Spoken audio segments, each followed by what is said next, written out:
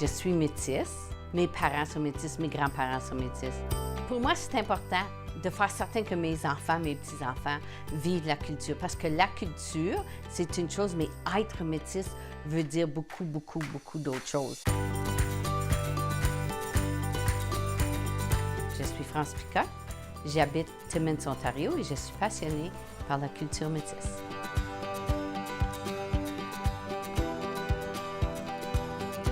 Bien, moi, ça fait longtemps que je suis impliquée. Tard, dans 1980, mon père a dit « Il faut que tu t'impliques plus pour faire certain que nos droits et notre culture deviennent plus importantes. » C'est comme ça que j'ai commencé à m'impliquer. Maintenant, je suis la vice-présidente de la Nation métisse de l'Ontario.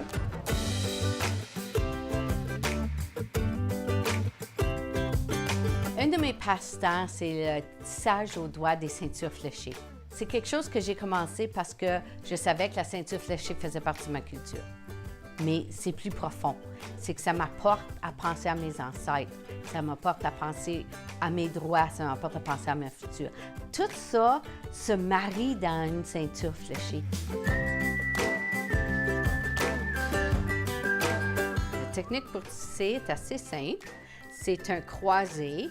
Alors, tu as un fil qui passe entre. C'est un fil de trame que ça s'appelle. Et puis, le plus difficile, c'est de garder tous tes fils en ordre et de faire certain quand tu changes de couleur, que tu changes de couleur à bonne place pour ton patron. Aujourd'hui, on dit que les couleurs signifient quelque chose. Dans le temps, les personnes les tissaient avec le matériel qu'il y avait. Moi, quand je fais une ceinture fléchée, mes couleurs me parlent à moi.